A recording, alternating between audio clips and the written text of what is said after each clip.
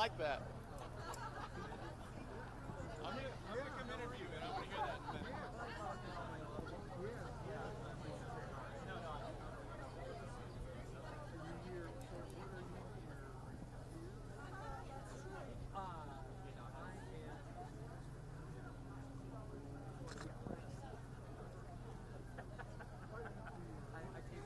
How's everybody doing?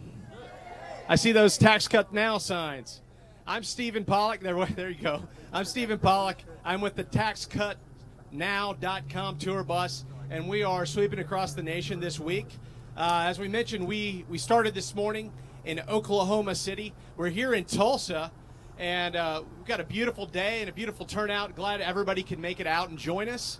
And we're going to be blowing through Missouri, all the way through the Midwest, Kentucky, Virginia, and we're going to end up on Friday on the steps of the IRS building. And what are we doing? We're asking and we're demanding that we get tax cuts now. We need them before the end of the year. We need tax cuts for small businesses and for middle class. And to speak to that a little more, is the Job Creators Network CEO, Alfredo Ortiz. He's here with us today. And Alfredo, come on out and kick it out. Let's give it a hand for Alfredo. Well, thank you, everybody. I had a chance to meet, I think most of you. Appreciate you guys being out here, taking the time to do that. We've got a big challenge ahead of us, right? Trying to get tax cuts done in this country and to get them done by the end of the year. I know there's some people that are saying our expectations are probably a little too high, but I don't think that's right, because I think our expectations are probably too small. We should have had these tax cuts done a while ago, back in the spring.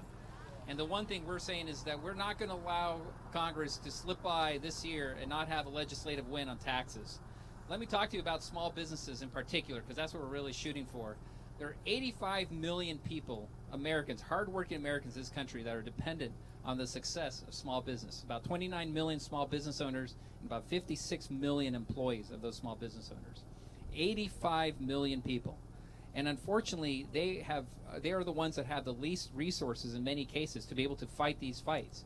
They're out there every day. And quick question for you. How many of you out there are small business owners? Oh, look at that. And keep your hands up. How many of you know somebody who owns a small business? All right.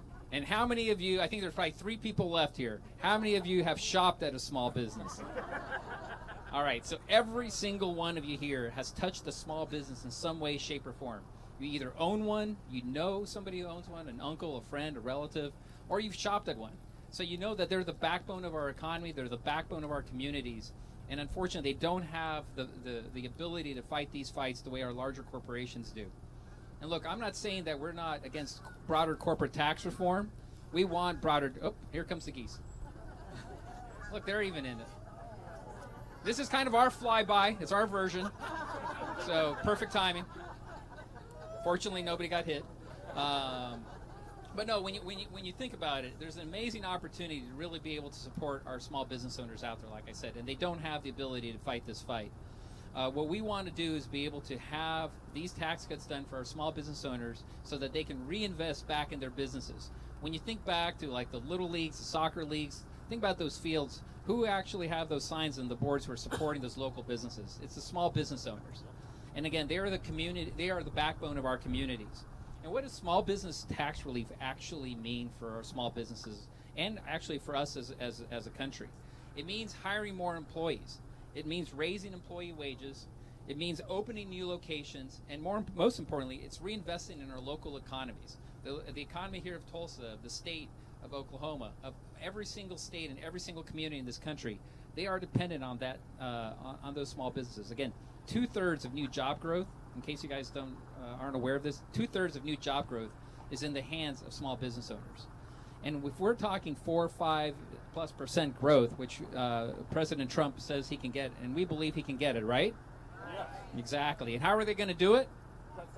Exactly. They're going to cut taxes. And we're